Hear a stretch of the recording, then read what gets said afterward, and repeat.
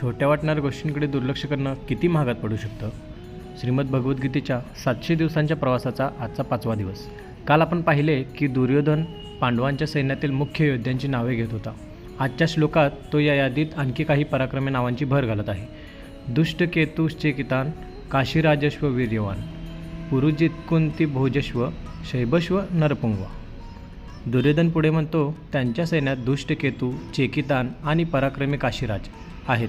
तसेच पुरुजित, कुंतीभोज आणि मनुष्यांमध्ये श्रेष्ठ असलेले शैब्य हे देखील उपस्थित आहेत.